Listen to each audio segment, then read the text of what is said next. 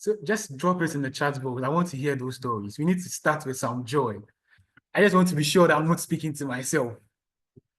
So I'll still come back. I'll come back to the chat box and read the responses I have. I'll still come back to the chat box and read the responses I have. So just I'll kickstart the session. Okay, so if you're just joining us, so you're welcome once again. My name is Stanley Apengting, and I'll be your moderator for today's ride on the L&D Express. And yes, we are about to take off to the destination, which is about impact.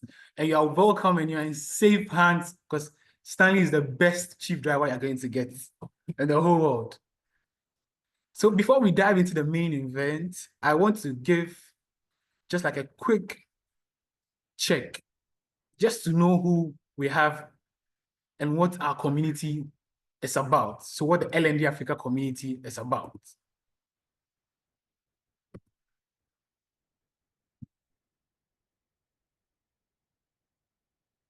So I'm just going to let us know.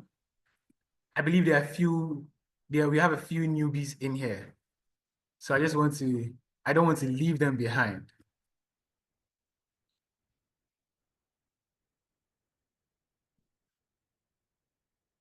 I don't want to leave anyone behind. Yeah, so the L&D Africa network L&D Africa is not just a network. It's a family of learning and development professionals. We have thinkers in there, we have doers, we have creators, we have dreamers. So we are full of HR professionals, we are full of human resource professionals, L&D professionals that have come together. And we are very serious about transforming personal and organizational growth across Africa. So we are a movement that is passionate about creating homegrown solutions to our continent's unique challenges while still connecting with global best practices. So yes, we dream Africa and we act global. And leading this amazing movement is none other than our managing partner at Rainbow Consult, Margaret Jackson.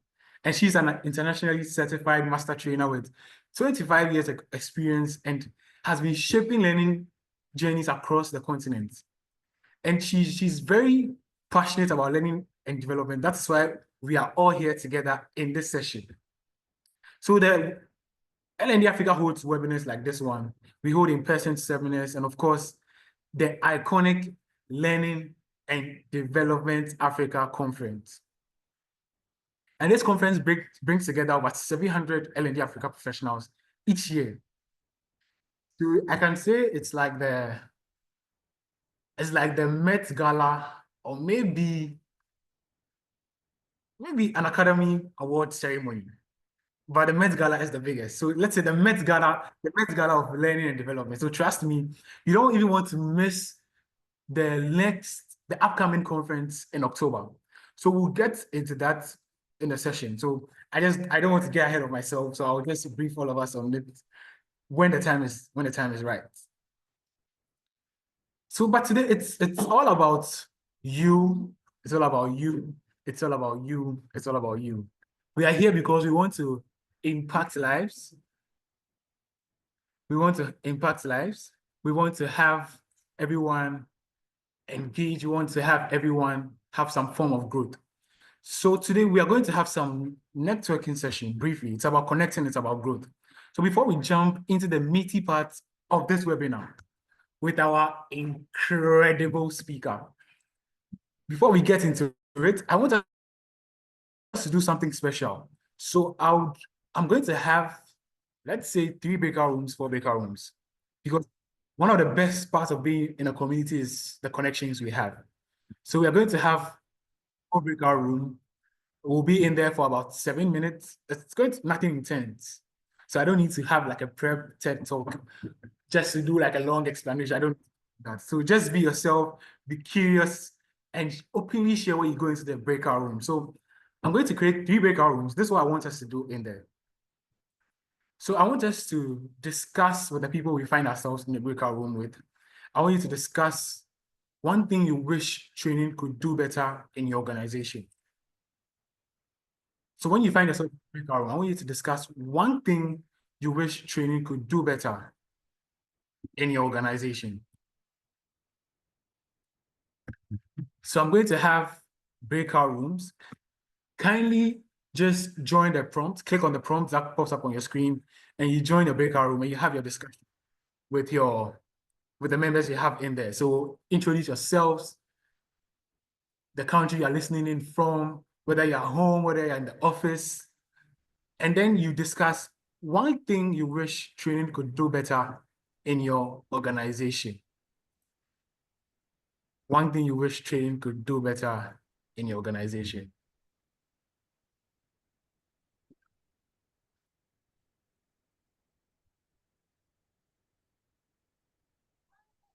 Okay. So we are going to be in there for 7 minutes. Interact, connect, speak to someone, build a connection. Let's grow together. So we're going to have this breakout session for 7 minutes. After 7 minutes, we'll come back to the main session. Then we get straight into the main thing for today.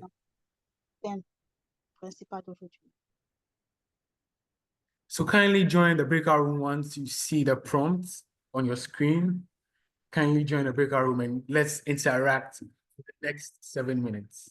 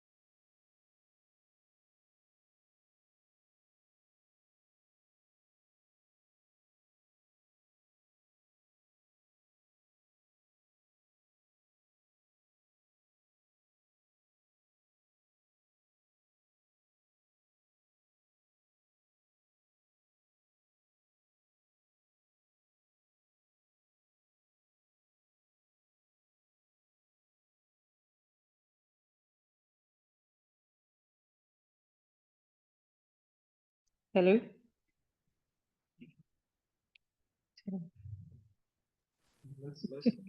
Hi, Sandra. What's up? You know all your money. Yeah, chop am.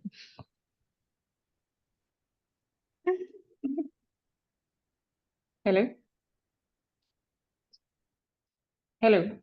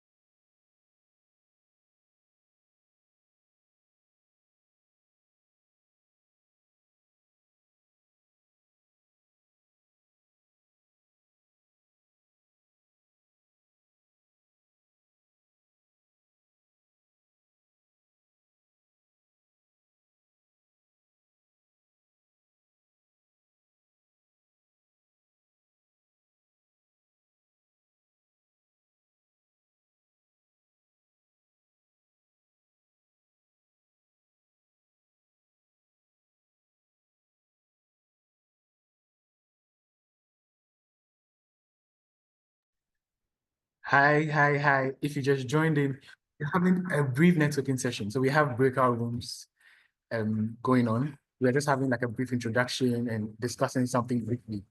So I'd want to put you in breakout rooms so that you just join the other participants in there and just have a few discussions. So kindly click on the prompt to join in when you see it.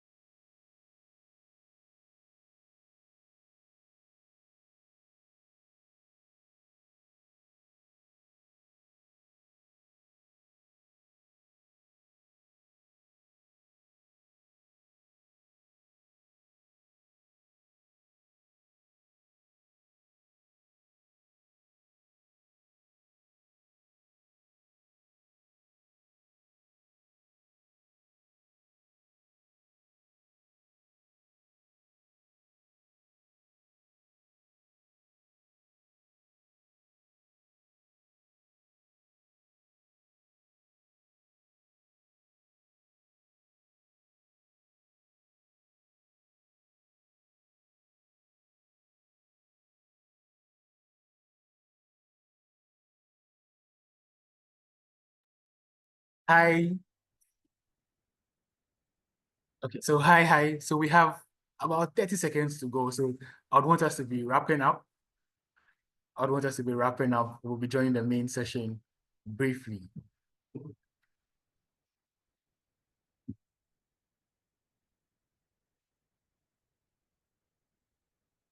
Hi. So I would want us to be wrapping up. We have about some few seconds. So I'd want us to wrap up and join the session.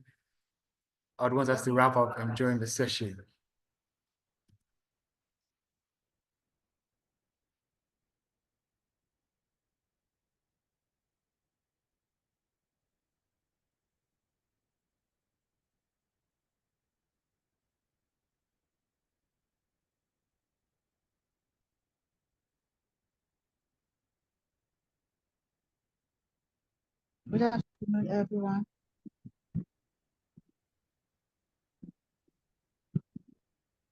Good afternoon, everyone. Are you still hearing me? Hi, you can hear me. Okay, kindly give me a second.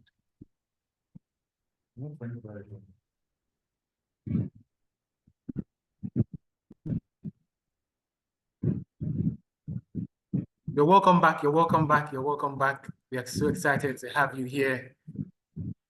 You're welcome back. I hope you all had fun. Thank you for interacting. Thank you for engaging in this short and brief activity. We are so excited to have the session.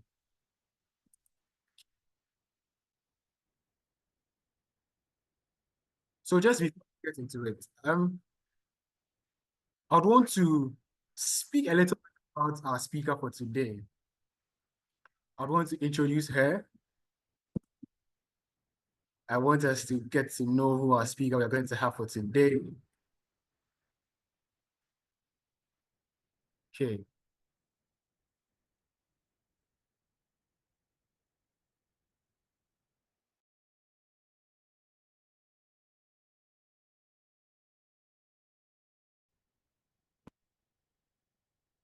Right. So let's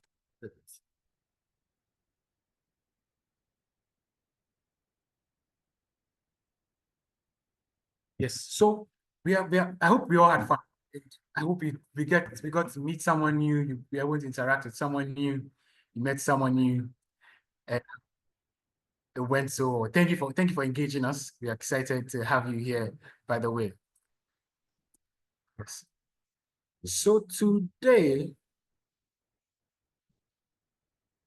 we have Sandra Iheanacho. That's Sandra, and she's known as the Oracle.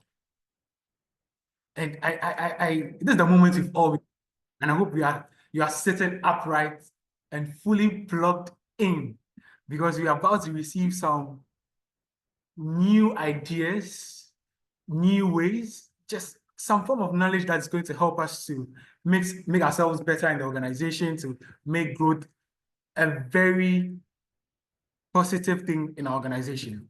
So we're going to receive wisdom from none other than Sandra Iheanacho, aka the Oracle. So why do they call her the Oracle? Because when it comes to training transfer effectiveness, Sandra is the one who sees it all, knows it all, and is helping the rest of us finally connect the dots between training and actual business results. Sandra is the CEO of M. Bryan Consulting, a leading human capital development firm doing amazing work across the continent. She's a creator of the MVP model, transfer effectiveness model. Two frameworks that are literally flipping the script on how we measure the value of training. She's a global master trainer with the IFC, Nigeria's first certified transfer designer, a certified assessor with LPI UK, and the transfer enabler for Africa at the Institute for Transfer Effectiveness. Because she's looked busy, booked, and brilliant. But beyond all that, Sandra is passionate. She's a champion of accelerated learning. She believes learning should be active, intentional, and designed to drive real transformation in the workplace. Her mission is simple, but very bold. Let's stop wasting money on training that has not moved the needle. Let's design for impact. So let's ensure that our training efforts lead to real ROI and ROE. So please, let's show some love in the chat. I want to see your fire emojis. I want to see your smiley faces. I want to see your celebration codes. Let me feel you in the chat box as we welcome Sandra to the mic. Let me see your interactions. Let me see your emojis. Let me see your cones, celebration cones. Let me see your fire emojis. Any emoji to express how you're feeling. Let me see the emojis in the chat box. Brado Santo, I see you. I see you, Billy. I see you, Hoffman. I see you, Amara. The Oracle. Yes, the Oracle. I see you, Kensani. I see you, Grace. Keep it coming, keep it coming, keep it coming. I don't want to feel like I'm talking to myself. Keep it coming. I see you, Jose. Let's keep it coming. Let's keep it coming. I'm ready to listen to what Sandra has for us. I have my sticky pad, I have my pen, I even have a notepad by my side on my phone. I have that because I want to be taking notes on both sides. I'm using my right, I'm using my left. I'm writing on both sides. So I want you to grab your pen, I want you to grab your jotter, I want you to grab your notepad, I want you to grab your tablet, because Sandra is going to amaze us in this session. So I'm so excited. So, ladies and gentlemen, your speaker, Sandra, the Oracle. Sandra, your audience. Over to you, Sandra. Thank you so much, Stanley. I'm sure you can stop sharing so I can share my screen. Thank you. Yes. Okay. Okay.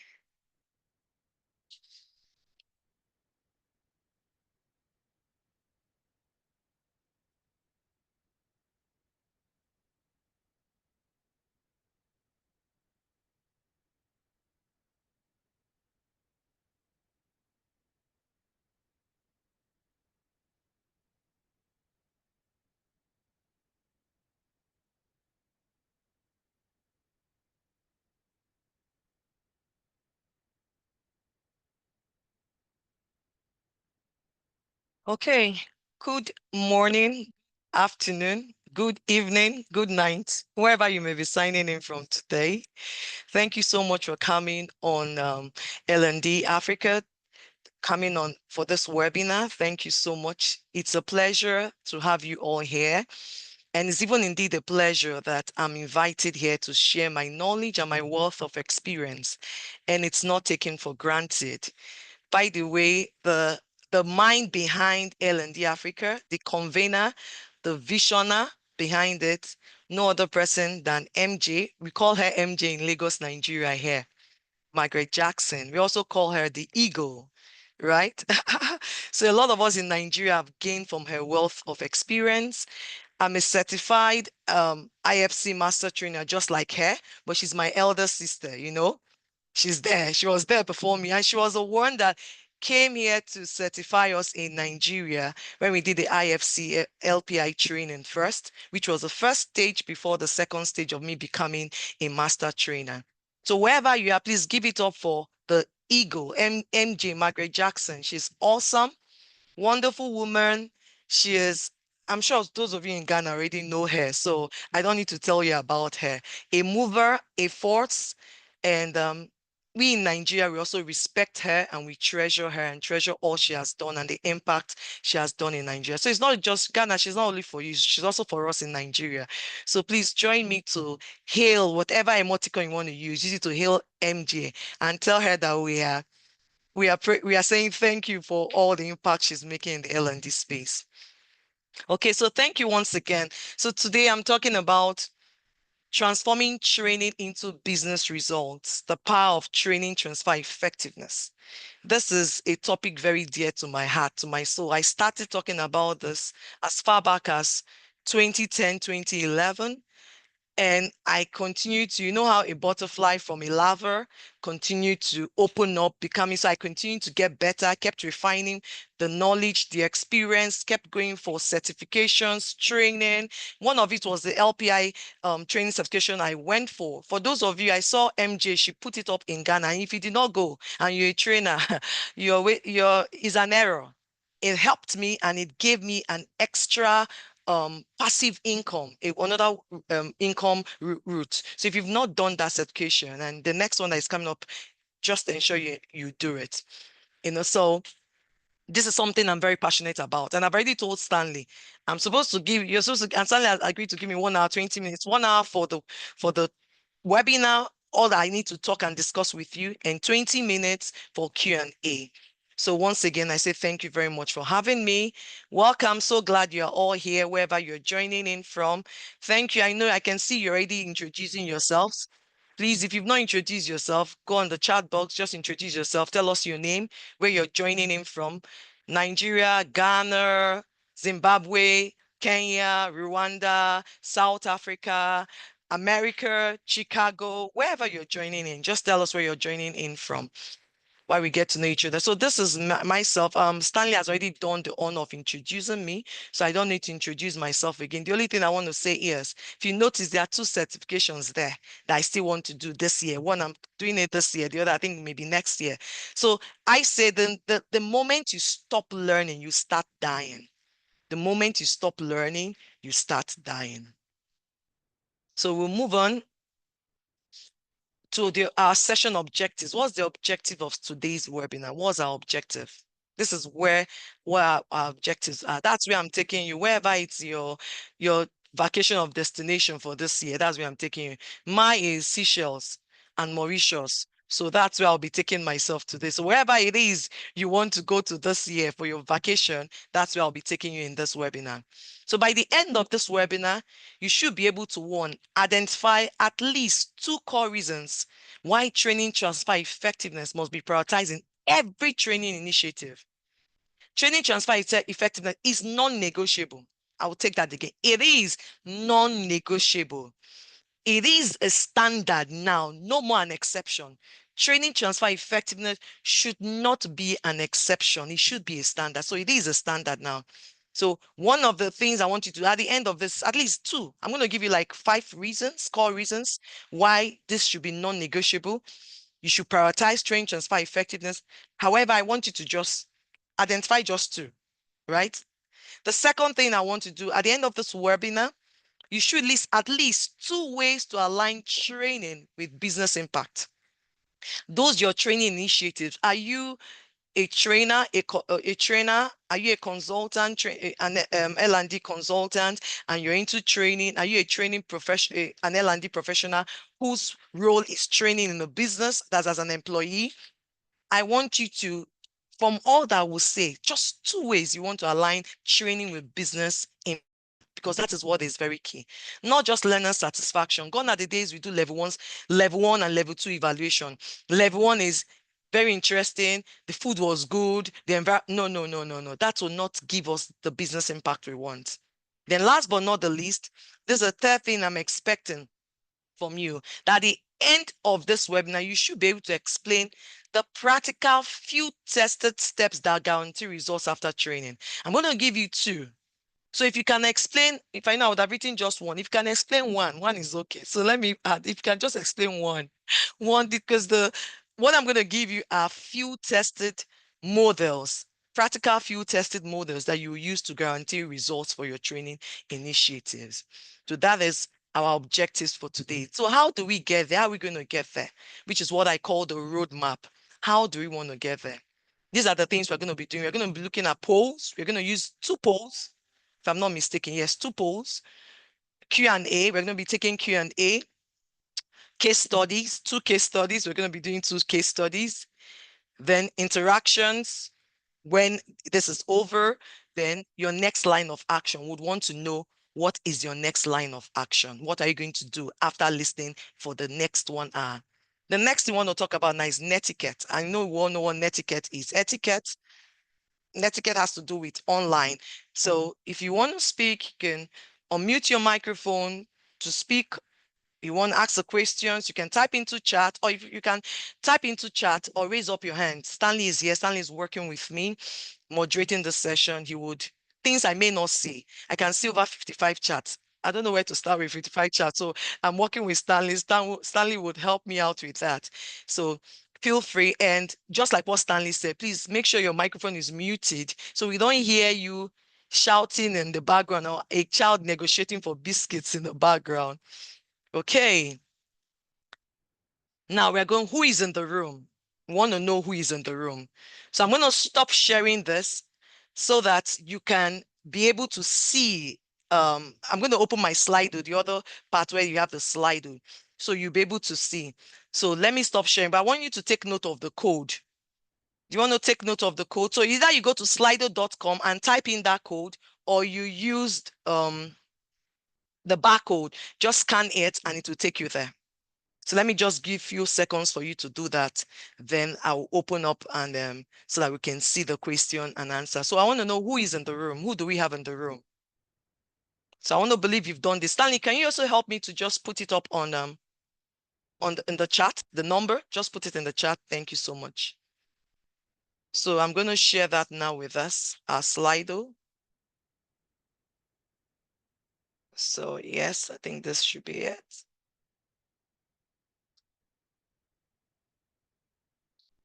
So just give me some seconds. Yeah, okay, this is it.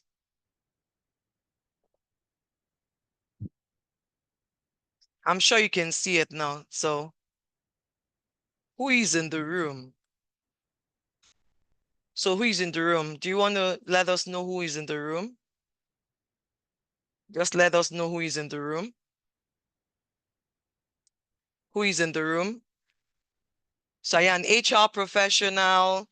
Are you exploring training space, still finding my place? Are you an L&D professional? Are you a line manager, a supervisor? Are you a business entrepreneur? So who is in the room? Let's know who is in the room. So please let's engage with the poll. Okay. We have more of people exploring the training space. Okay. Business leaders.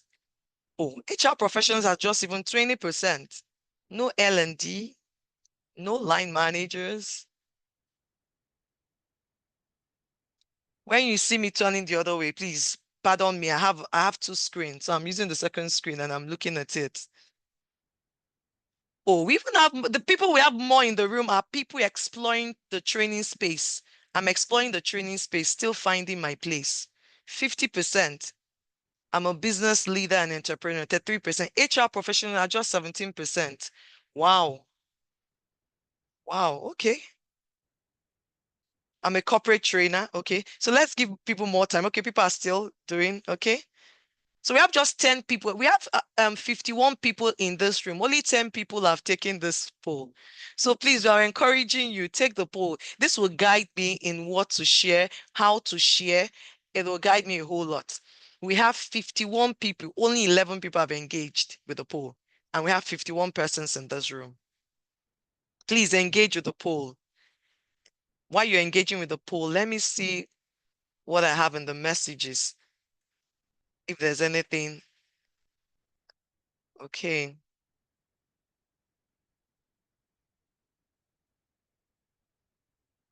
Okay, Jim says, I can't join the Slido call now. I'm HR manager. Okay, HR professional. No problem, James. Thank you. Trake says, I'm struggling with the poll. I'm L&D consultant. Okay, that's fine. Not a problem. That's fine. Thank you. Amara also says L&D. Okay, thank you. Okay, so out of 51 persons in the room, we have 14 persons, 15, let's say 17 persons, 18 now have taken it because we have Trake, L&D consultant. We have James, he said HR professional too. So let's say we have 18. Because of time, I would stop. We don't even have half of the persons taken. Half of 52 is 25. 25 is 50, so 20, I think 26, yeah. So we don't even have half, but I would stop there. So let me take this word. I'm noting that what we have. So we have L&D, 42%. Those exploring, so we call them newbies who are just exploring. They are 25%. Okay, L&D has reduced to 40%.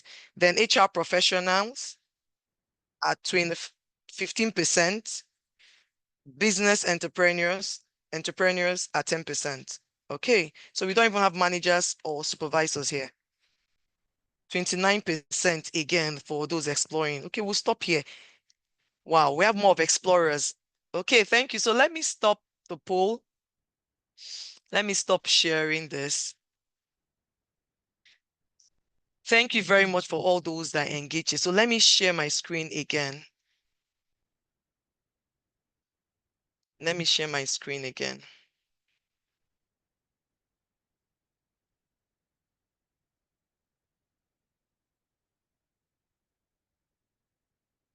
Okay. So just give me a few seconds. Okay, good. I think I'm good. Thank you so much for your patience. Okay. So on our first poll, we have the L&D, 38 people, 38%. Newbies, 29%, those trying to explore it. HR professionals, 15%. The entry level, 10%.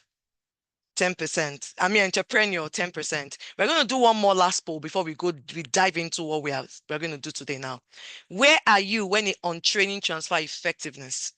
Where are you? Where are you on training transfer effectiveness? Where are you on training transfer effectiveness? Please take note of, it's the same code, it's the same barcode, the same number. So I'm going to stop here so that we can look at that. So where are you on training transfer effectiveness? Where are you? Where are you? That's the next thing we want to look at now. Where are you? On training transfer effectiveness, where are you?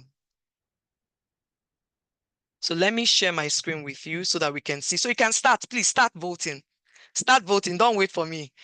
I'll share my screen now, don't wait for me. You can start voting. So where are you? Where are you? Where are you? Even though you don't know what training transfer effectiveness is, it's okay. It's okay, even if you don't know what it is okay. It is okay. So how familiar are you with the concept of training transfer effectiveness? How familiar are you with it? How familiar are you with it? I've heard of it, but haven't applied it. I've never heard of it before today. I try to apply it sometimes. It's a big part of how I approach training. I try to apply it sometimes. I teach others about it. So where are you? I've heard of it, but haven't applied it. So we have more of people that have heard of it, yet they've not applied it. Okay, because of time again, I will need to stop and go ahead. So for the second poll, those that have heard of it haven't applied it. They are 62%. Heard, haven't applied. Those that have heard of it before, I've never heard of it before today, they are 30%, 13%. Never heard of it. I tried to apply it, 12%. It's a big part of how I approach training. Awesome. I would like to hear from those that is a big part of how you approach training. That would be very wonderful to see what you've done and how you've been doing it. So the majority here is I've heard of it, I haven't applied it. I try to apply it sometimes as reason to 17%. Then I've never heard of it before to the 11%. Thank you so much. So let's stop this. We'll stop it. Awesome. Okay, someone says, Tracy said I've heard of it, but I've not applied it. Not a problem. Awesome. Okay. So we are moving now into it. So for those that have not applied it, don't worry, you apply it. After today's webinar, you have no choice to start applying it. After today's webinar, no choice at all to start applying it. And those that have not heard of it before, you're going to be hearing of it today. And those that are still saying, I don't even know how to apply it, you're going to know how to apply it today. Okay, so let's move faster now. This is the structure of the webinar I'm going to take today. Webinar is not training. I'm sure you know that. There's a difference between webinar and training. A live training is more of interactions, asking you question, engagement, and all that. Every activity, every objective, there's an activity, right? But this is a webinar. For a webinar, it is more of lecturing and limited activities because there's no time.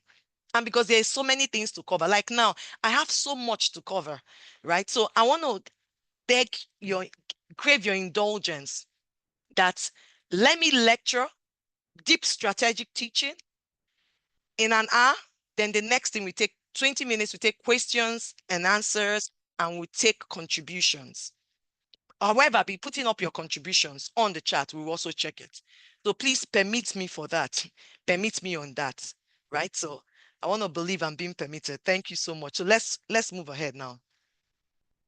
Now, do you know that enormous investment is made annually by organizations in training? Do you know that? There's so much investment. Okay, Dorothy says is a big part of how I approach training. Awesome. So Dorothy, I'll be working with you then. Awesome. I like that. I'll be working with you then. So a lot of investment go into training annually by organizations. According to 2023 training industry report by Training Magazine, they said the average training budget for large organizations is about $16.1 million. Mid-sized companies is about $1.5 million, while small companies is about $459,177. Now, for us in Nigeria, I checked out what we do, our investment is for training. So for us in Nigeria, last year, we spent over between 2 to 3 trillion naira annually, organizations all over in Nigeria. Can you beat that? So I don't know what people spend in Ghana or whichever part of the country you are. For America, I checked that online again. For the US, they spent over $100 billion last year just on training. Can you beat that? And yet, researchers have shown that only 10 to 30% of what people learn in training, they put into practice. Your organization, a country spends over 2 to 3 trillion naira for investment. Okay, let's say, for instance, your organization spends over, let's say, 20 million in a year on training, and only 10% is applied. That means your organization has just wasted money for that year. So you can see why it is very, very important that training transfer effectiveness is now it's now the standard, and it should be the standard for your organization, for your business. Do you also know that 85% of training content is forgotten within 13 days?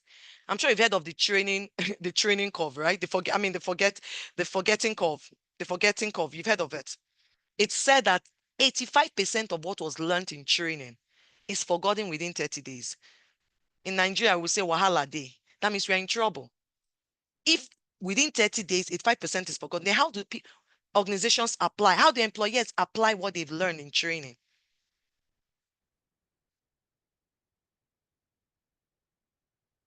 Now, why training transfer effectiveness must be prioritized? Why must it be prioritized? This is very important. The first thing, one reason it must be prioritized is that most training does not transfer. I've already given you the data. 10 to 30% is what is applied. 85% is already forgotten within 30 days. A lot of organizations. So this one is not theory now. It is practical. I have organizations. So we are a consulting organization and also we train. Apart from consulting, we do training. And we've seen it times without number. I started this journey since 2010. I told you. Then was when I was using Excel to try to find out how to show return on investment for training. Then I didn't even know about return on expectation. I knew only about return on investment, just the financial aspect, which is ROI, the financial aspect. I didn't know about the ROE, which is the leadership, the structure, and the processes. I didn't know about that. But as I continue to grow, researching, working with businesses, developing myself, finding out a lot of things, I now knew that it's not just for training transfer effectiveness to be complete. ROI is not enough. You must also have ROE. ROE is return on expectation. Now, so billions are being spent. The second thing why training transfer effectiveness must be prioritized is that billions are being lost to training scrap. What is training scrap? Now, training scrap was a term I coined. It was gotten from scrap learning, which was coined by Jack Phillips, and from learning scrap, which was coined by Roy Pollock. From there, I coined because I'm more about training, right? I focus more on training. And that's why I call myself Africa's leading voice on training transfer effectiveness. I'm more all about training. And I said, so training scrap is that portion of training that is not applied in the business, in the organization. So people go on leadership training, they come back, they go back to status quo. That is scrap. That is a waste. It's been wasted. That money, the time, the investment, everything has gone down the drain, is wasted. So billions of naira and dollars are being lost to training. So if not for anything, losing those dollars, naira, cedis for those in Ghana, whichever currency you are in, whatever it is, losing those money is too. And let me tell you, that is why a lot of management stakeholders, I've seen a manager that said, a CEO. So I also teach in the Lagos Business School in Lagos, Nigeria here. So I'm going to be using practical examples for you people. And the CEO, one of the classes, the CEO told me, say, Madam, I'm not anybody I send on training, I collect it from their salary. And I was like, excuse me. He said, no, madam, you will not understand. How can I be wasting money and people are not, I'm not seeing anything. That they already know it. It's not a policy in our business that anybody we train will take it from the person's salary. That is how bad that CEO has been hurt. That the money, the investment he has made year in, year out has come to nothing. And that's why he took that decision. And somehow, I don't blame him. If the HR and the L&D cannot show the business return on investment, return on expectation, that's what will happen. You need to be able to show the business, show the CEO that this is the return on investment and return on expectation. That is when they would listen. If you cannot, they will not listen to you. So billions are being lost to training scrap, if not for anything. That is why training transfer effect, I'll call it TTE. So when I say TTE, it means training transfer effectiveness, so that would help me. So TTE. Learning alone is not the goal. Performance is. It's not just for knowledge transfer. We don't want people to just go and have a good time. No. That ends. It is a performance issue. It is all about performance. The fourth thing, transfer is what unlocks ROI and ROE. That is what it is. If you want return on investment, you must do TTE. You want return on expectation, you must do TTE. And that's why I want to even hear from those during our conversations and questions. I want to hear from those that have done it. How did you do it? so that others can also learn from you, even as I also contribute and help. I am a work in progress. I get better, so my as an organization, what we try to do is be more innovative and creative to help our clients. What are the ways to help them to be able to ensure they hit their target, ensure they are productive, they are profitable? So these are the things that make us to go into a lot of research. So I love research. So we do a lot of research. From there, we try practice it, put it into the client, try it on the client and see did it work, and it's working. And that's what the models we are working on, I'm going to share with people today. The 15 is training transfer is a business responsibility, not just HR. Now, when I'm talking about HR, I also mean L&D. In some businesses, for training, it is the HR that is in charge of it, when those that don't have L&D. While in some businesses where they have HR department, L&D department, the L&D is in charge of training. Why? So depending on what kind of business you run, your organization. So when I say HR, please excuse me, I also mean L&D for those who have an L&D department, right? So training transfer is a business responsibility. If your CEO, management, and organization is saying it's an HR issue, then you're in short, you've entered one chance. Training is not just your responsibility, HR, because you cannot do it alone. No. A very good friend of mine, Kevin Yates, you can read his book on LinkedIn. He brought out his new book, which I helped him to publicize. And I've gone through the book. He said something. He said, a village, it takes a village to get training, ROI and ROE. And yes, because only HR cannot do it, because that business objective, the metrics belong to some departments. It's not HR. A metric might belong to strategy, a metric might belong to sales, a metric might belong to manufacturing. So it's not just HR. So you should be able to have this handshake and let us come together to ensure that we see an ROI and ROE. So if you're not doing that, you need to find out how to start having handshake with these people. If not, you're setting yourself up for failure, HR, because training transfer effectiveness is not just your work. No, it is the whole business. Everyone has to come on board to make this work. It is not what people learn, but what they apply that creates value. HR, take note of that. It is not what people learn, but what they apply that creates value. And that's why people learn so much. And at the end, nothing, because they did not create value. It doesn't make sense. Organizations will tell you, they're always cutting training budgets. I'm sure some of you here, you know it. You will agree with me. They would always cut your budget. Every year they cut your budget because they are not seeing the returns. So by the time they see the returns, I tell you, your budget will not be touched. There's somebody I know. I don't know if she will allow me to share her name. All right, let me not share her name because I didn't take permission from her. But it's a good thing. In her organization, for years, she was the first person I went to when I started this journey in 2011, when I started this journey on training transfer effectiveness. Her organization, they don't touch her training budget. They don't touch her training budget. When it comes to, they want to cut budget, cut things, they go to other departments. Why? Because she had been able to show the organization that we are delivering. HR, we are delivering. Now, let's move ahead. Let's move further, faster now.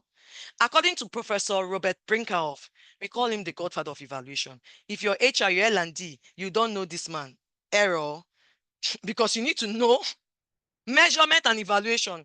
Know those that godfathers and those that have written on measurement and evaluation. Robert Brinkerhoff is one of them. Kirkpatrick is one of them.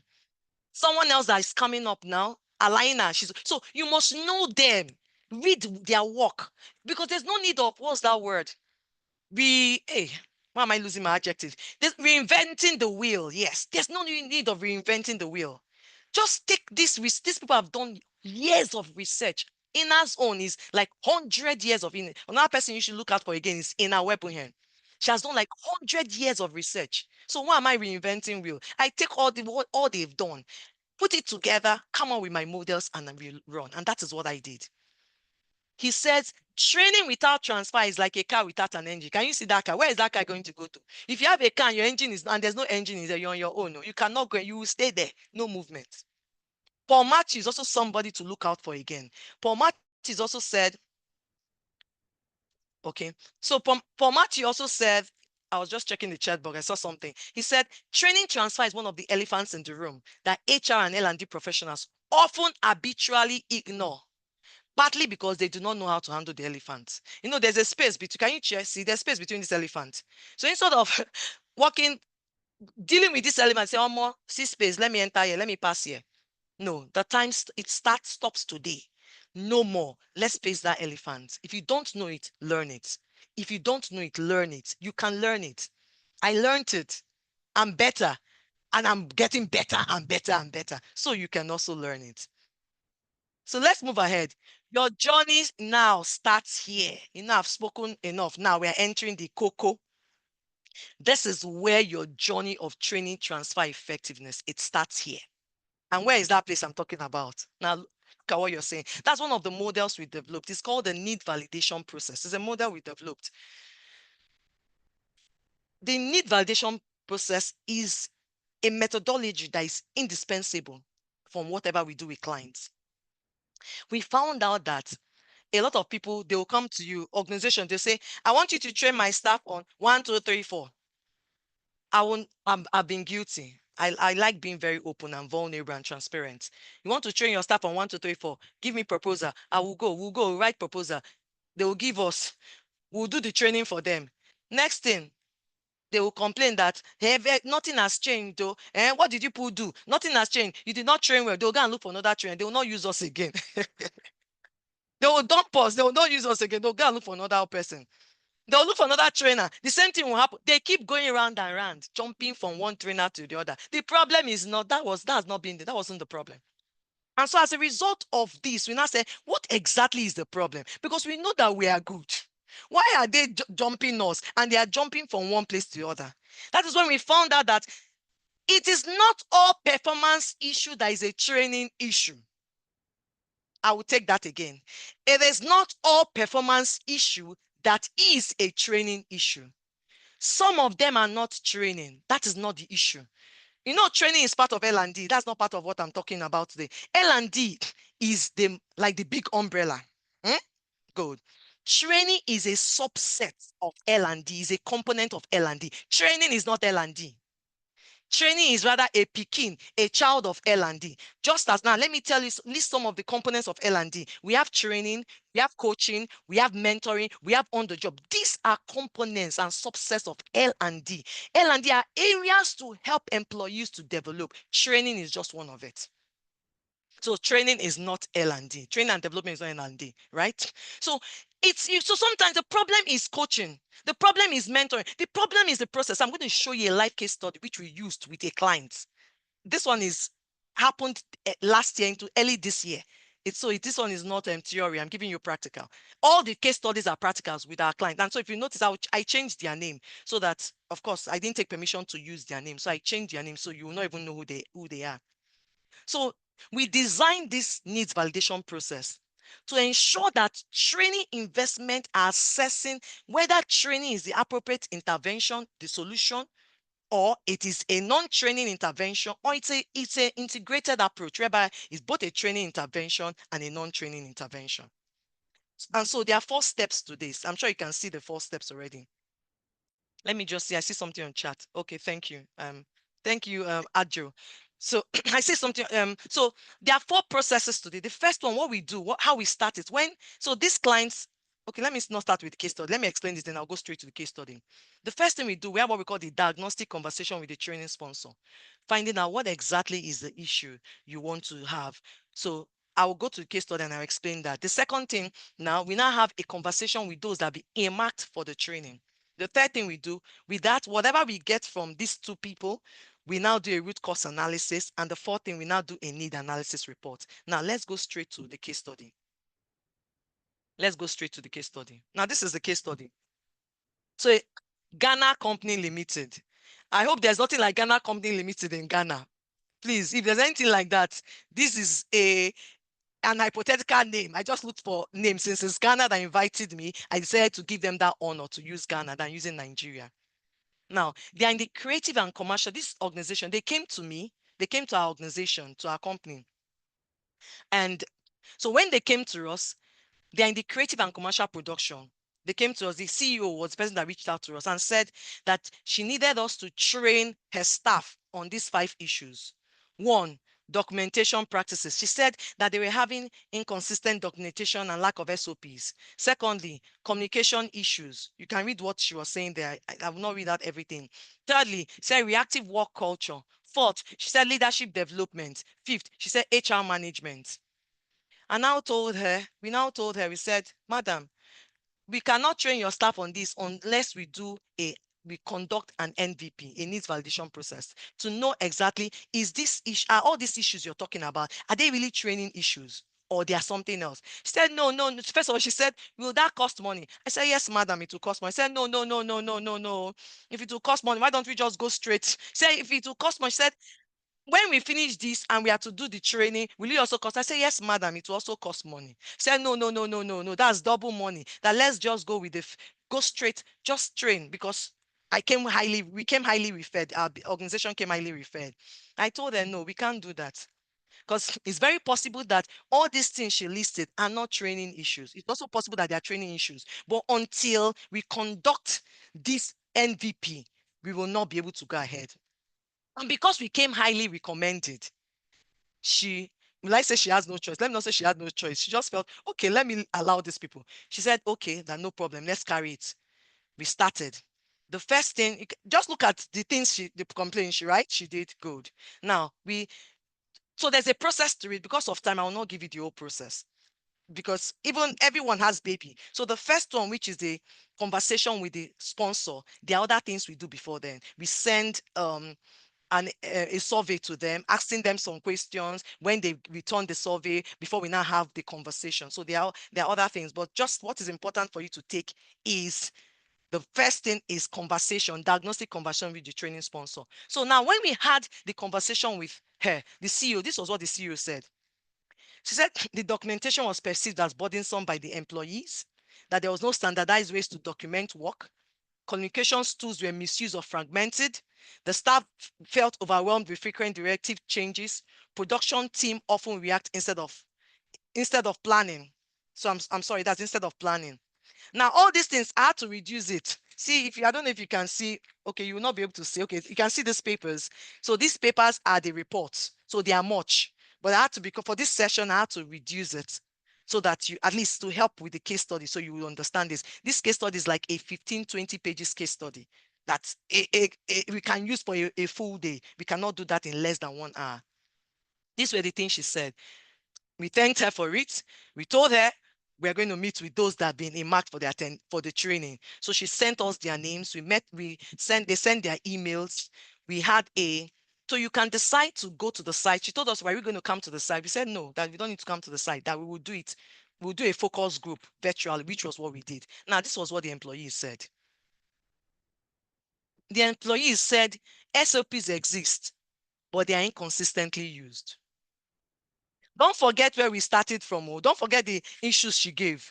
I wish you took a photograph. What she did, she said documentation practice. Come and train them on how to document, train them on communication, train them on reactive work culture, train them on leadership development, train them on HR management. That is what she wanted us to come and train her staff on. Now, we had a conversation with the employees where they said they had SOPs, but they were not using it all the time. That they were using Google Drive, but they had no central protocol for it. So everybody can just dump anything in the Google Drive. So if you're searching for something, you search and search and search and search. Before you find what you need, time has gone. You know, she was talking about they are reactive. They are not proactive. How will you be proactive when you don't even know where to get documents? It will take you 1 day, 2 days to get documents. And MD, CEO is saying, I need it now. And you want us to train on that. Let us continue. The staff now said that communication is incomplete, that sometimes they don't even communicate well. They're either rushing or the communication is halfway, the communication is delayed. In short, the story was much. Some said that they needed leadership and mentoring. Then they said that they didn't have HR, so that they shared it. They gave accountant do this one. Accountant was doing payroll. The strategy manager was doing leave. This one, there's a shared HR function to themselves, and you want to grow. These were their insights. Now, with these things we got from the CEOs and the employees, we now have to do the next stage was what? Our root cause analysis. Let's now find out what was the root cause, what was the issue. Was it a knowledge? For training, you train when it's a knowledge gap and a skill gap. You don't train when it's a behavioral gap. I hope you know that. You don't train when it's a process gap. You don't train on that. Rather, you put the process and the structures in place. Then you cannot train people how to make use of the structure and the processes. Now, this was what we got out after at the root cause analysis. We found out that it was not just a skill gap, but it was structural and leadership issues also. Can you imagine? That's how they wanted me to enter one chance. They wanted us to enter one chance that will not train. Next thing they will dump us again and say nothing happened. That in short, we don't know what we are doing. No, we've learned. We cannot fail. I don't fail exam 2 times. I fail exam once. After I fail, I will not fail again. Yeah. I can never fail exam 2 times. Anybody that knows me know that. If I fail exam once and I'm going to rewrite that exam, I will pass and I will always pass. That is my own policy. That is how I work. Right? So no organization will make me to fail exam. If you don't want, don't go. Go and use other people that have not failed exam or they have failed and want to fail again. Me, I cannot fail again. We found that it was not just a skill gap. We also found out that the problems stemmed from the employees. Some of them did not have clear understanding of their roles. Some of them did not know how to plan. Some of them they were not accountable. A role is 3 people are doing the role. This one said, I thought it was supposed to be Stanley. I thought it was supposed to be Sandra. I thought it's supposed to be Anna. Okay, who will you hold now? This one, Sandra is starting is Stanley. Stanley is starting is Anna. We are talking all about who are you going to hold responsible? So what we now found out was, which I'm going to show you our report. So we noticed that from our root cause analysis, this required a dual intervention, integrated intervention. This was what we came up with. There were only 2 things out of those 5 things she told us. There were only 2.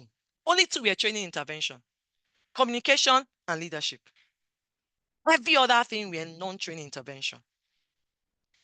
SOPs. I even told that and even when I told the CEO, you can see, would have just eaten your money. These are things that you should develop. Just sit down and develop. You need to train people. You are the one that know your processes. Come up with your processes. After you've now developed, you cannot train people on how to use the processes. That you don't even need to call us. I said, I hope I'm not shooting ourselves on the foot, but I like being very, very open. So there are some things you don't even need to call us trainers, training company. You can do it yourself. Unless you like wasting money, there's some things you can do yourself. You don't need to call us. It's just that you do not know. And I told her some of the things. And some of the things she has started doing that. She has not called me. So did I do something wrong? She didn't call us. Those things I advised her she can do on her own. She's doing it on her own. She didn't call us. So we don't have business in that side again. But I'm not feeling bad, because I believe it's the right thing we did. We did the right thing to help the client. It's not all about us. It's also about the client, for the client to develop and to grow. The non-training interventions were not documentation. We told them, you need to create a process for your documentation. Centralize it. And also, since people are using, I say you don't need an intranet now because you're growing. Just use Google Drive and everything. Put what's it called? File folders for everything, and those that give access to those that need the access, so that everybody is not having access. So we said and talked about all this. So you don't need us to train for documentation. HR management is not a training this thing. You need to get HR person. And I told her, you don't need to employ an HR person. You can outsource your HR. You can outsource it. At least that would help you. You're not paying much. Reactive work culture. Your problem is your people have already complained about your organization. This is what is making them reactive, is because they don't have tools in place. If they have it, they will not be reactive. They'll be proactive. And this was what happened.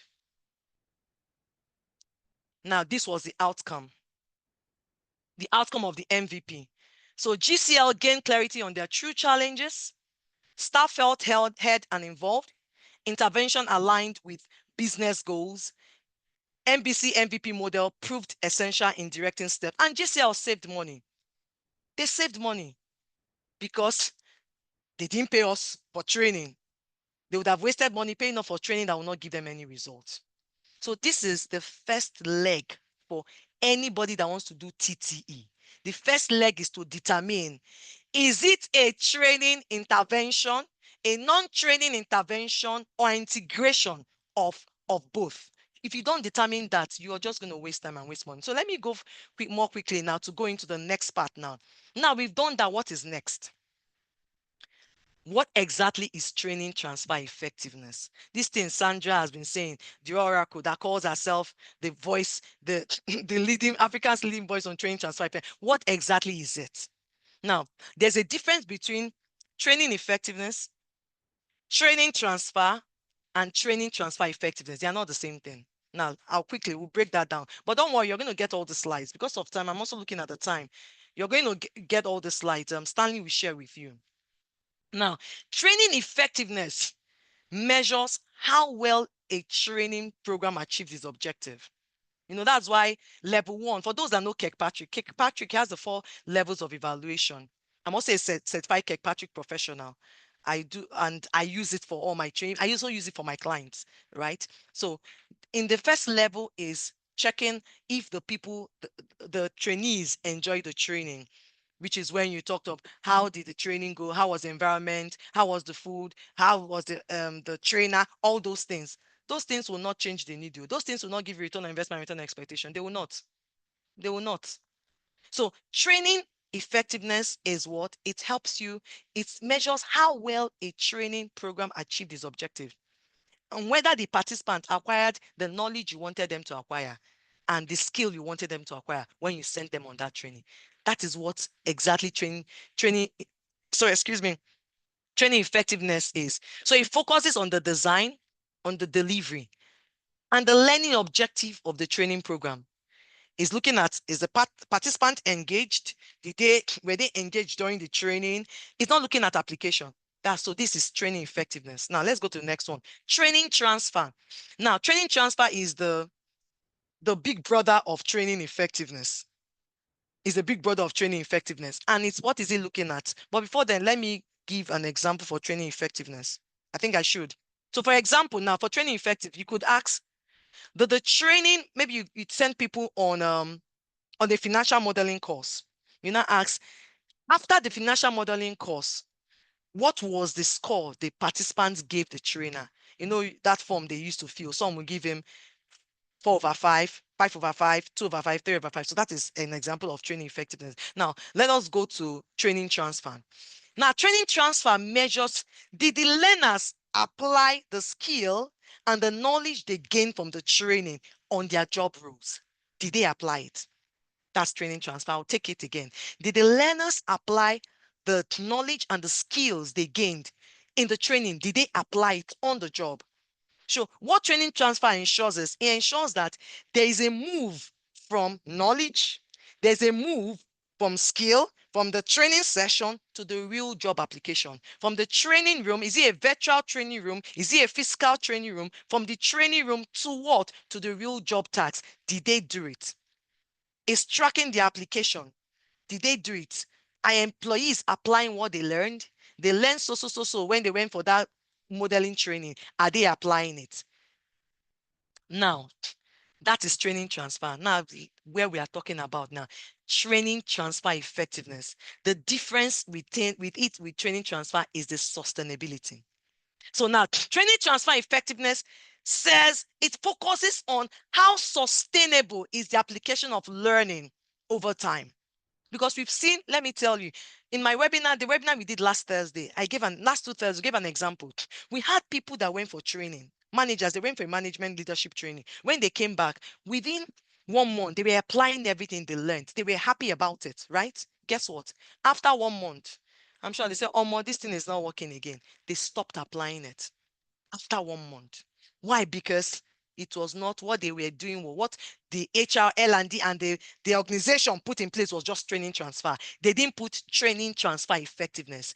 Training transfer effectiveness is a sustainability, because in training transfer effectiveness, there are 3 phases: the pre-phase, the during phase, and the post phase. And in all these 3 phases, you must do something at each of the phases. Before the training, what have you done? During the training, what have you done? Post training, what have you done? Before training, you do measurement. Collect data, do measurement. During training, the data you collected, use it for during training. Post-training, you evaluate, collect data again, and evaluate based on the data you collected on pre-training. I hope you got that. I hope I did not speak too fast too again. I'm also watching my time. I sincerely apologize if I spoke too fast. So that is what training transfer effectiveness is.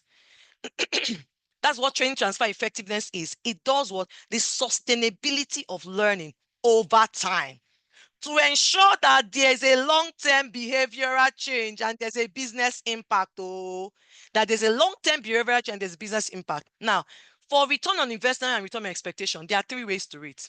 We have the short term, we have the medium term, and we have the long term. There are some trainings you will do. You cannot see it in short term. You may not, let me not use cannot. You may not see the ROI and the ROE in short term.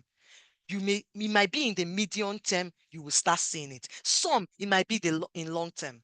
So in designing your training, you have to design what are the short-term ROI and ROE you want to see. Even in short term, you might just see ROE, you might not see ROI. Now, ROE, whenever there's ROE, invariably there will be ROI. But when you have only ROI, you may never get ROE. I'll take that again. Whenever there is ROE, return on expectation, invariably you will have ROI because return on expectation, I've already told you what that is. You would have it. It will definitely translate to the numbers. ROI is just financial, the figures. It will translate to the numbers. But if you're just a number-driven organization, you will never get. You want your managers to start delegating. You want them to start using coaching. That is ROE. That is working on ROE because there are things you need to put in place. So it's very possible that you're hitting your numbers. Your organization is the worst place for people to be in, and you have high attrition. We're not teaching ROE and ROI today, so I hope you understand with this. So that is our goal today, is training transfer effectiveness, and that is what your goal should be as HR, as L&D. Training transfer effectiveness is where you should be heading to.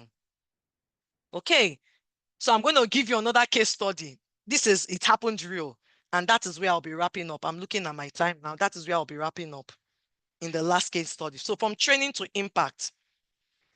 So this is what training transfer effectiveness is. I just used a diagram for those who are visual learners to just see. Training effectiveness versus training transfer versus training transfer effectiveness. Training effectiveness measures learning and engagement. Training transfer measures application on the job. TTE measures sustained performance and business impact. CT, training transfer, may not give you that business impact. Yeah. What would give you business impact and sustained performance is TTE. So from training to impact, what we want is impact. Now, how do you align training? How to align training with business impact? The first way to align training with business impact is what? Begin with business needs, not topics. Begin with business needs, not topics. So now, what do I mean? So some HR people and L&D, they've told me that maybe a department will come to them and say, hey, Stanley, we want a training on communication. You want a training on communication. That is beginning with training topic. Instead of saying we want a training on communication, is it not better to say, because we are losing our clients because of poor communication. And so we need a training on that because we need behavior change. So what behavior must change? So look at the bigger picture, the business need, not just topic. And one of the things that can also help you is our MVP model, which helps you to determine, is this a training intervention or not? The second thing is use the clear goal canvas. I will tell you what clear goal canvas is. I told you, don't try to invent the wheel. I learned this from Ina Webrihem. I told you I'm a transfer enabler for Africa. So I'm going around Africa telling people to make sure their trainings are transfer build. They build in transfer in their training. So I'm representing the Institute for Transfer Effectiveness. So as a result of that, I make use of their materials, which is what I used here. I will tell you what Clear Goal Canvas is, which I used on my clients. And the client gave me feedback, right? Wonderful feedback. So these are practical things that have happened. Use Clear Goal Canvas. And what it does is you first define what is the business need. What problem are you trying to solve? What a behavior do you want to change? What are the metrics, the indicators you want to see? All those things are very key. The third thing, involve the business early. Work with line managers, work with departmental heads, work with HOUs, HR and L&D. You cannot do it on your own. It is not your department. You need to work with those line managers, those departmental heads, and those HOUs right from beginning so that they will join you to define what do we want our employees to achieve? What is the plan? What do we want them to achieve? What are the behaviors we want them to see? We want to see after this training. It's not your work to define HR, L&D. It is their work, the managers, the supervisors, the HOUs, the L&D. It is their work. It is not your work. Another thing, don't stop at level 1 evaluation. I've told you what level 1 is now. Level 1 is, did you enjoy the training? Was the rice sweet? Was the rice, jollof rice, better than the Nigerian? If it's Ghana, people say the jollof rice we gave you in Ghana, was it better than Nigerian jollof rice we gave you? You know, Ghana and Nigeria, we're always doing this. Is it better than that? So true alignment starts with, Kirkpatrick will tell you that true alignment starts with level 3 and level 4. Level 3 has to do with behaviors. Level 4 has to do with the big goal, the outcome. What is the organization looking at? So do not end in how was the venue? How was this? Don't end there. Last but not the least, design training to solve business problem, not just knowledge transfer. Training should be a strategic lever. Training should not just be a tick in the box. Training should support KPIs. Training should support business metrics. Training should not be just a tick in the box activity.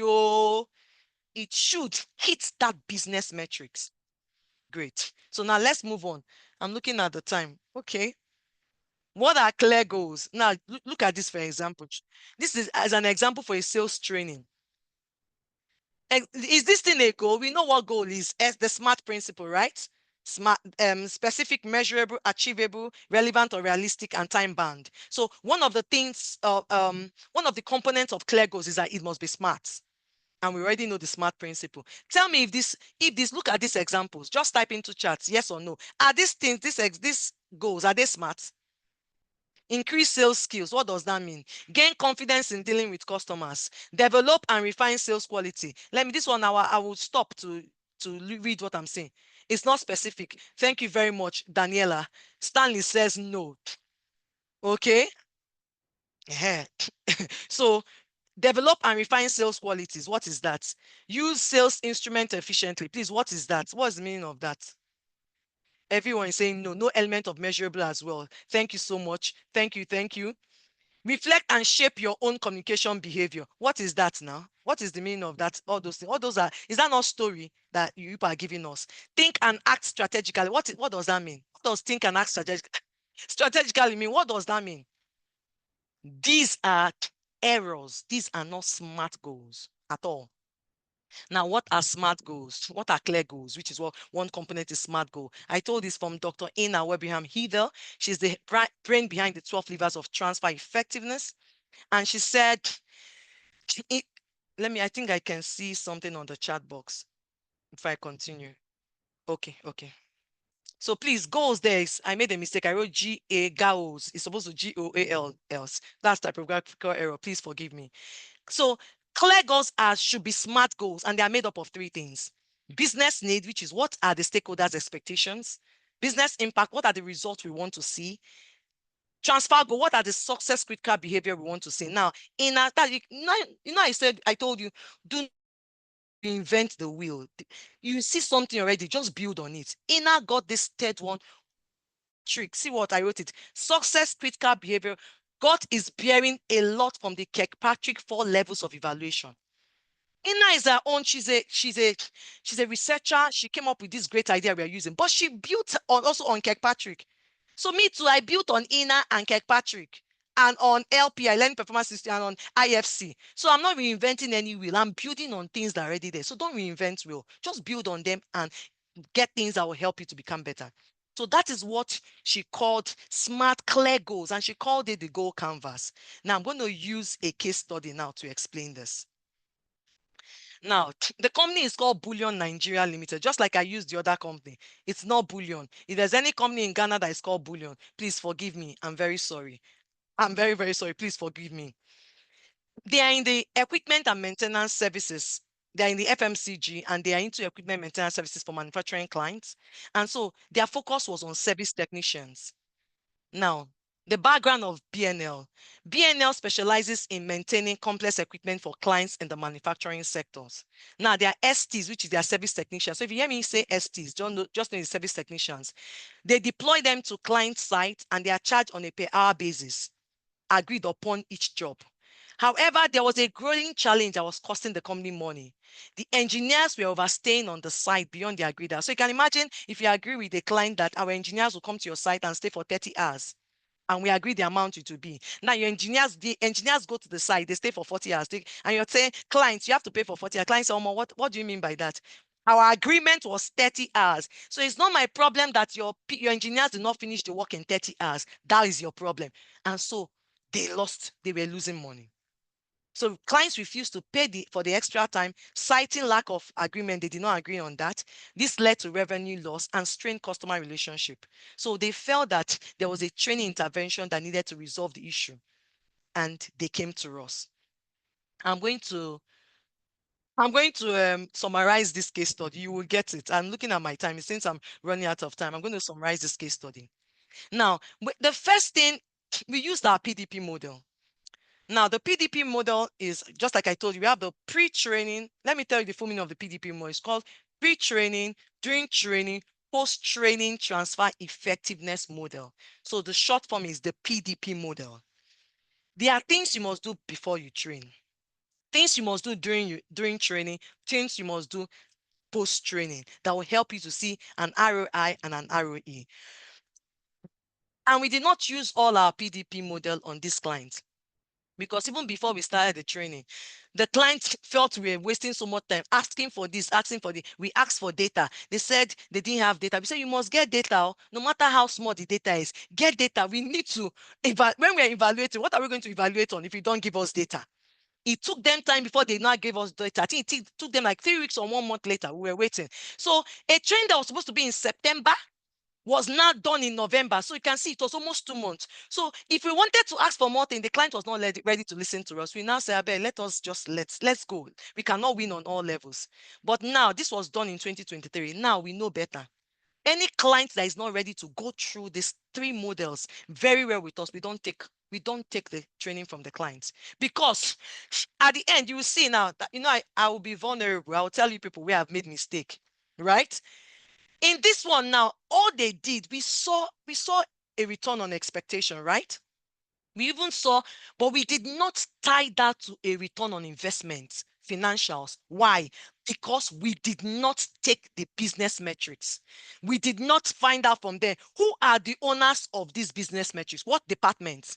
Now, go to your finance people, find out from them, where are they now before this was done? Now, so that after the training, we will compare where it was and where you are now, what has moved in finances, the income. We would have seen what would have moved. And we say, yes, this was what it is. But we've learned it cannot happen again. I told you I failed exam only once. It cannot happen again. It's not happening. That was 2 years ago. It cannot happen again now. So what you're gonna see is return on expectation. You're not gonna see the ROI, the finance part. Now, this was what they were saying. They said their employees were unprofessional, improper projection of the company's image. It was more than this, so I just reduced it. Communication with external and internal customers is very poor. That they had confidence issue. Some were overconfident, some lacked confidence. I said we cannot train on confidence. Giving and receiving feedback, they don't give feedback. Even when they give them feedback, they don't receive it well. So these were some of the things they said. After this conversation with them, the stakeholders, we also now met with those that are being marked for the training. Guess what? This one, I didn't put it on the slides. I have it on my notes here for those that can see me. This is my folder. Okay, you can see that now. I have it there. And in it, some of the things they said were the problems. The employee said that's not their problem. The employee complained that they didn't have tools to do their work. The employee complained that they didn't have on the site, they didn't have place to charge. Sometimes the internet was very bad. And how would they give report when internet is bad? They expect them to give reports within 1 day and there's no internet. That would they perform magic? So there were so many issues that came up. We now did a third again. We now met with them again, with the stakeholders, and said, these are what your employees are saying. And they now said, okay, that's true. They will work on this, they work on that. So you can see that some of the things they were already working on were not non-training issue. They were going to sort the internet issue. They were going to ensure that when the employees come, there's someone to pick them from the airport, because employees say when they get to the client place, no one to pick them from the airport. So those issues were sorted. They had to sort that out before the training. Now we went for the training. Now let me give you the results of the training. Before the training, the data we took. So let me give you this first. So they said they wanted their employees to be submitting. There was a daily update submission they wanted to be doing. Every day they were supposed to submit their give an update on the work they were doing on the site. So before the training, I told them, get data. This one was complain, but they later got data for us. They told us that 40% of people were adhering to it. Okay. They said there was something they call timesheet. Now they expected their employees to be submitting timesheet. So they wanted the timesheet submitted daily. We said, okay, what is this? She said only 40%. Okay. Report. There's a report that they gave after 3 days. When they leave the client's place, after 3 days, they should be able to submit the report. We said, how many people are doing that? They said only 40%. Okay. Complaints from customers. What is your complaint? They said complaints from customers was at 50%. Complaints from their colleagues were at 40%. So these were the data we managed to get. Now, this was what happened. This is now the stakeholder. These are the expectations. I've already talked about the expectation. If you have time, you look at it. I want to go to the business impact, the result. So now they said they want a 70% increase in the daily update submission. That means from 40 to 70. They want a 70% increase in the submission of their timesheet. They want a 7% increase in adherence in submission of reports. Now, they want a 30% decrease in complaints from customers, a 20% decrease in complaints from colleagues. These were the impacts. So see, if you do not define your business results like this, you're wasting, you will not be able to measure. You will not be able to evaluate. So you must measure, it must be smart, so that when evaluating, it is easy for you. Now, what are the behaviors that you want to see? Because it's not just defining the KPIs. You must tell us what are the behaviors, which is the ROE. This was what they said. They said technicians on site must submit their daily report on or before 12 midnight. Before they were saying they can submit I said, what is submit? So anybody can submit anytime. When do you want that submission? They said, they said on or before 12 midnight every day. I said, how? According to the standard in the PM, the project manager, how this project manager has given the standard. Can you see how we are defining things? I know I may be taking your time, but we're already getting to the end. You must, to get TTE, you want to see return on investment, return on expectation. It's not beans. You have to do the work.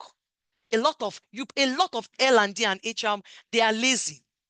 They don't want to do the work. I've seen it. Forgive me if I have to say it, but they are lazy.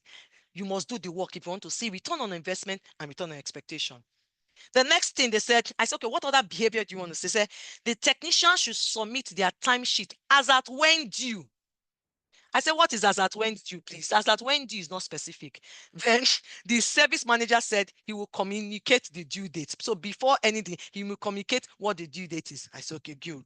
The next thing, the technician should submit their report on or before 2 days after the job, according to the reporting template. Because we had to agree, how do they submit it? Based on what? Because people were submitting different kinds of reports.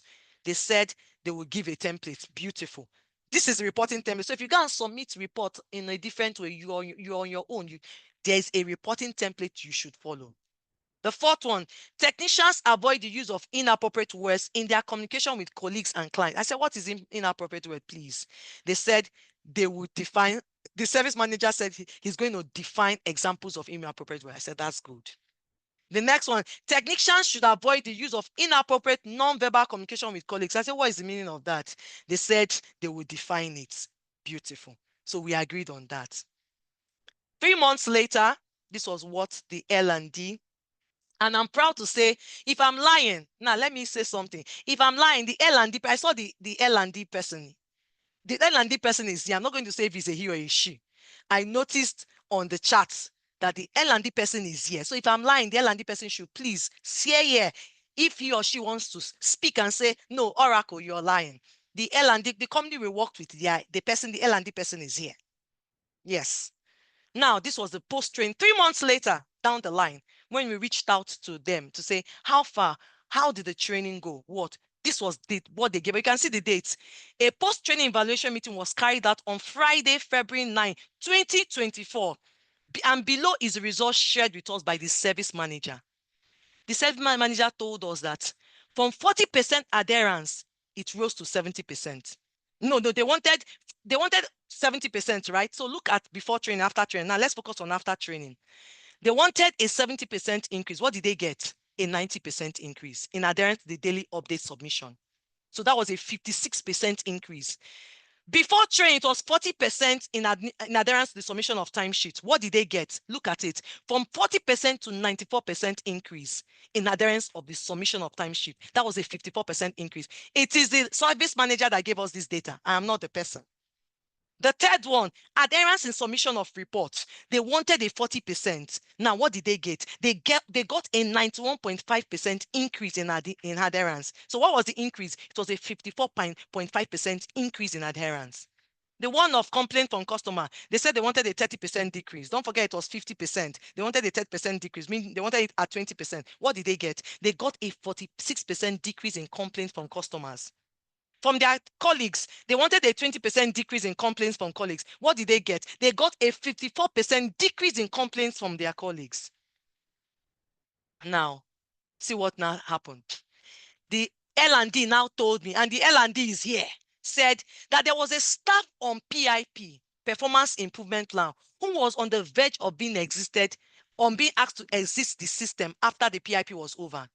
After the training, they said the staff changed drastically. The employee have had 3 reinforcement feedback given by external customers. The manager has also seen a great improvement with respect to his work style. The manager said that he also shows more confidence in carrying out his work. And the manager said, please remove this person from PIP. I have seen, he was asking the L&D, which magic did you do on this my staff that they've drastically changed and improved? There was no magic. We just followed the process. If you follow, the L&D is here. They were complaining. I will say it. They complain, Madam Sandra, this is too much. I said you have to do it if you want to see return on investment, return on expectation. And this were they giving us the report. And so I will stop there and say, what are your key takeaways? You want to see a return on investment and return on expectation for every training initiative. It is very possible. Is it work? Yes, it is work. It is work. Are you ready to do the work? Now you go answer that question. You are the one that would answer it.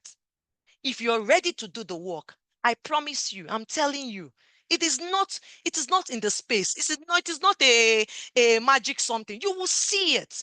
But is there work? There is work. I won't lie to you. There is work in it because you need to collect data. To collect data is not easy. To run line managers line managers, they have serious problem, serious issues. You're chasing them up and down, but there's a way to deal with them. There's a magic for them which we've gotten. So what are your key takeaways? I'm going to move to questions now so that we can take questions. What are your key takeaways?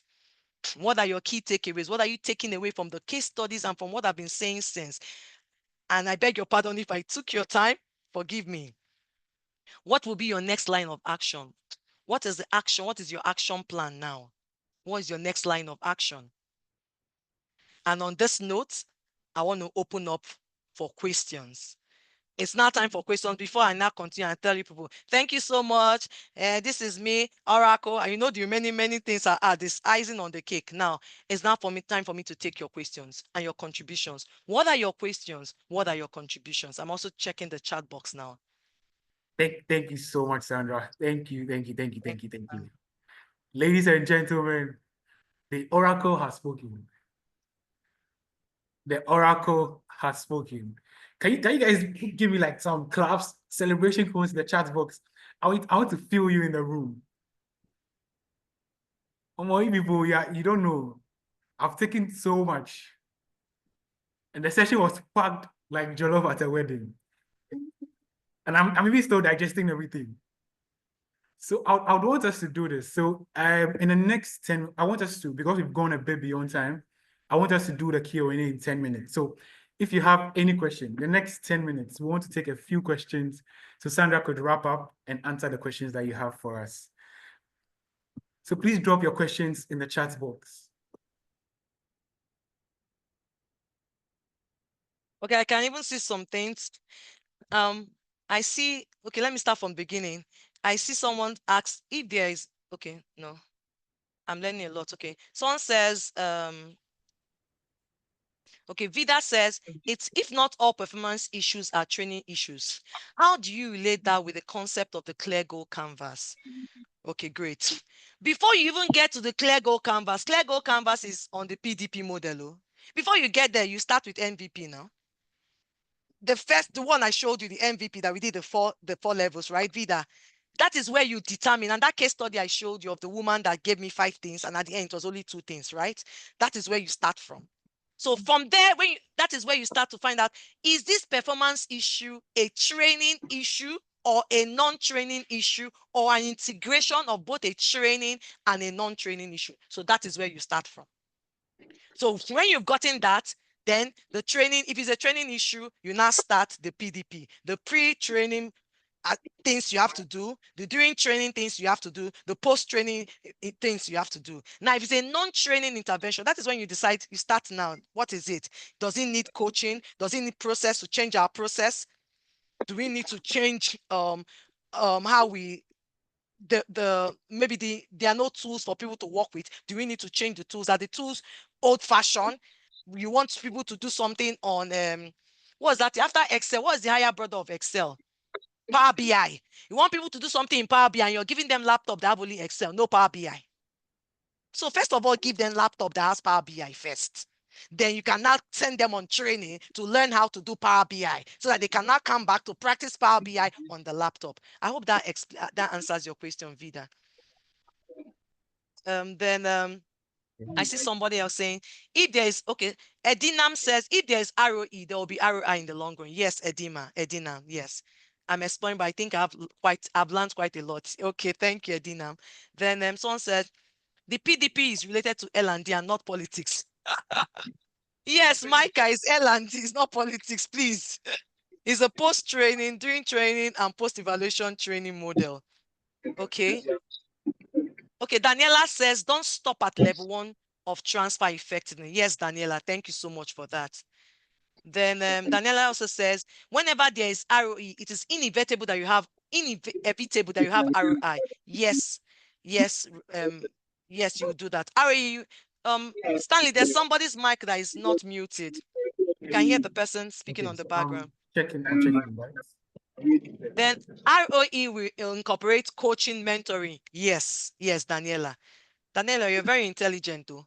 Just checking out ROI doesn't necessarily translate to ROE. Yes, ROI is more of a numbers game. Yes.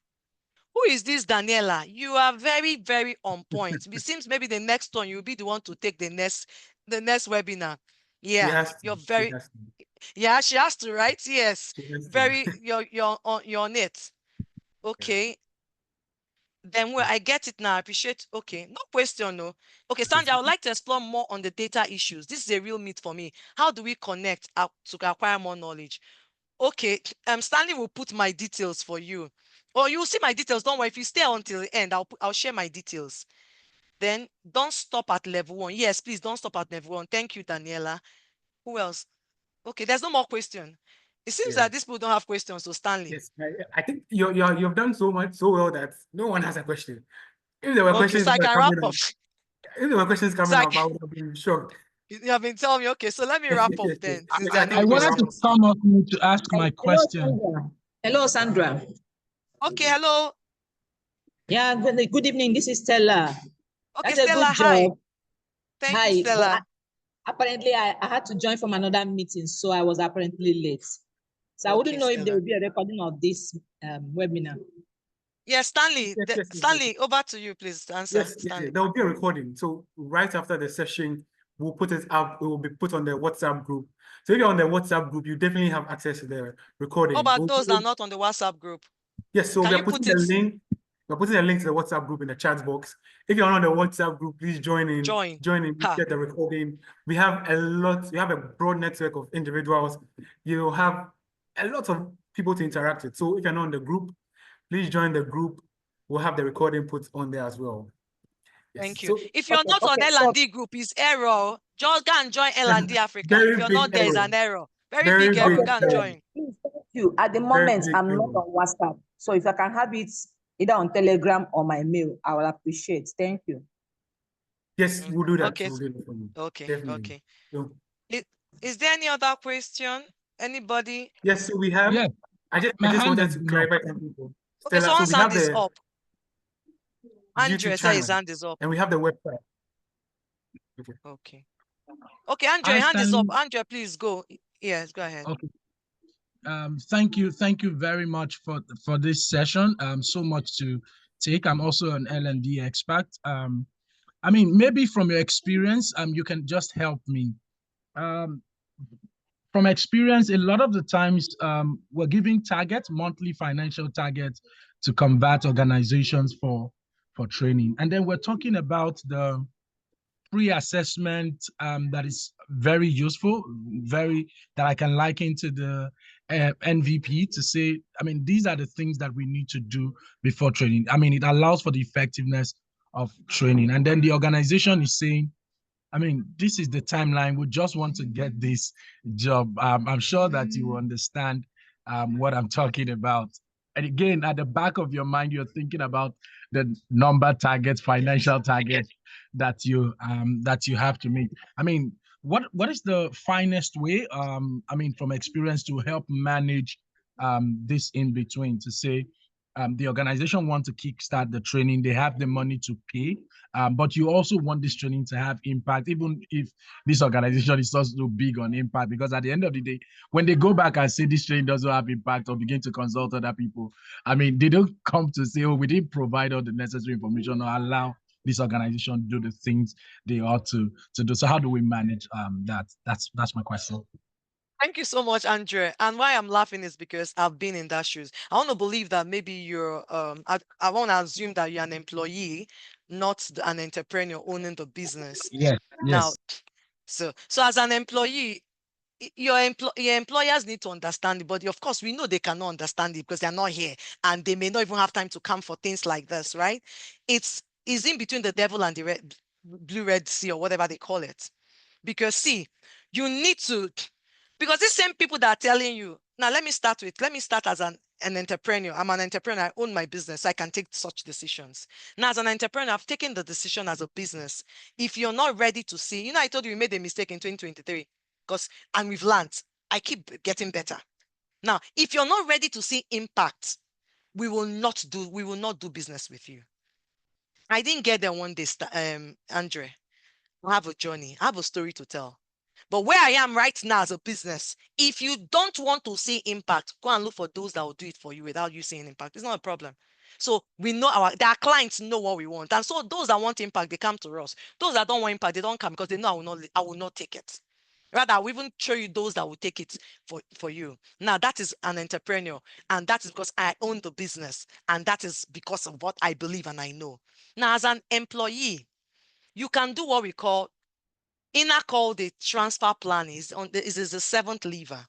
Because see, the business wants to make money. If you don't want, they may sack you. I don't know.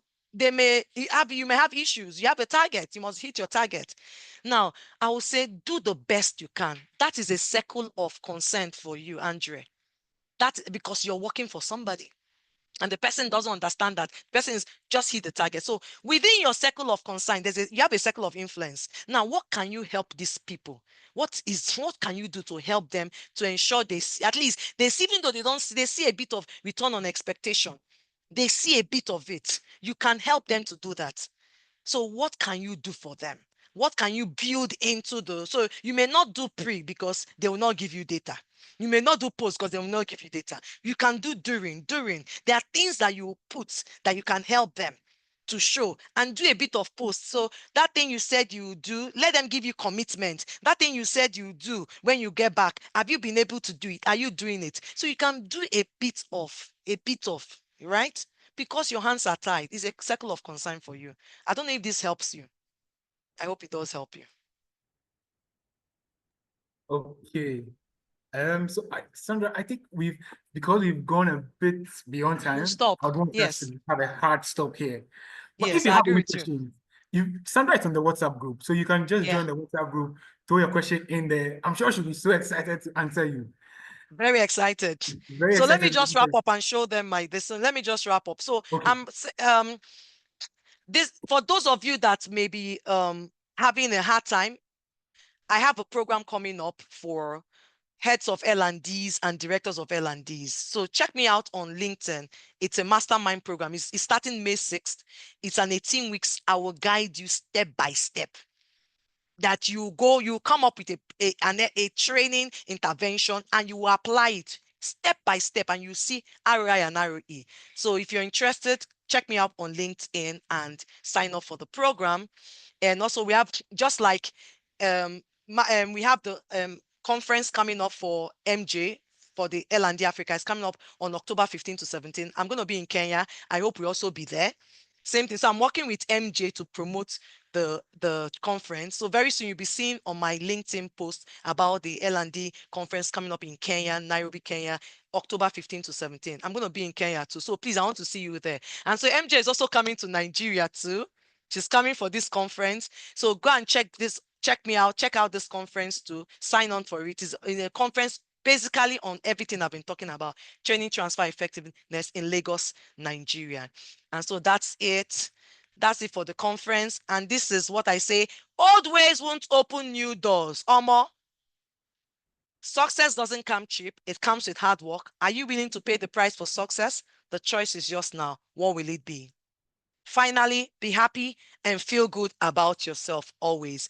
And I remain Sandra, aka the Oracle, the Train Transfer Effectiveness Advocate, the Africa's leading voice on train transfer effectiveness. That's my mobile number. That's my LinkedIn. That's my IG, Instagram. That's my X, and that's my email. Connect with me. Thank you so much. I hand over to you now, Stanley. Thank you. I'll stop sharing now, Stanley. Thank you so much, Sandra. Thank you so much. That was. I'm still processing. I'm still digesting the party jollof. This one was too much for me. But I've taken so much, Sandra, and we are really appreciative of everything you've given to us. This is a big wow. This is a very big wow. Thank you so much, Sandra. This is us. This is from us from the L&D crew. We want to say a very big thank you to you. We are really appreciative for taking your time to come and share everything you have with us. Thank you so much. Okay. So just a few announcements so that we can all be out of here. A few announcements. So mark your calendars. The next webinar is coming up. You don't want to miss it. You definitely don't want to miss it. So mark your calendars for the next L&D Africa webinar happening on the May 22nd, 2025. And we have William Jackson joining us. And the theme for that webinar is using AI to magnify the creativity of African girls and boys for future careers. So mark your calendars, May 22nd. And yes. Sandra's made the announcements already, so I'm not going to spend so much time on this. If you miss this, well, that's big wahala. I don't know. If you miss big wahala. You don't want to miss this at all. So the next conference is coming up in October 15th in Nairobi, Kenya. And the theme for the conference is Bridging the Gap, Innovative Learning for Africa. So we'll have the announcements in the WhatsApp group. We'll have the announcements on the website. We'll have announcements on the L&D LinkedIn page. So make sure to follow us, connect with us on the WhatsApp group. Make sure to connect with us on LinkedIn, on Facebook, on Instagram, and on X. So these are our Instagram handles. This is the Instagram handle, the Facebook handle, the X handle. Just be on the lookout for more announcements. We'll put out announcements to ask for presentations. If you want to make a presentation at the conference, be on the lookout. We'll have the announcements out very soon. Just as we did, we have the link to the WhatsApp group in the chat box. Join us, join the network, connect, learn, and grow with L&D professionals across Africa. So this is where we let you go. Thank you so much. And once again, the Oracle has spoken. Thank you so much for joining the L&D Africa webinar. We're very excited to have you here and looking forward to May 22nd, 2025. Thank you so much.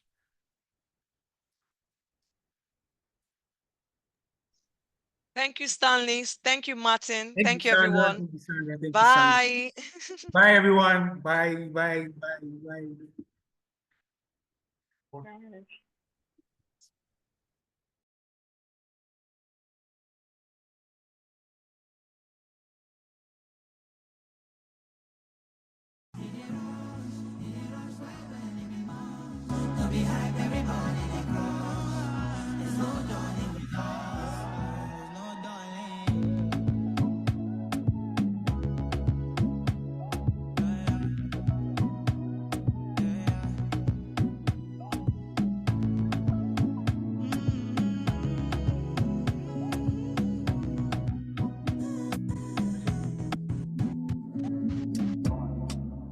And I've been living fast life, but I see it in slow.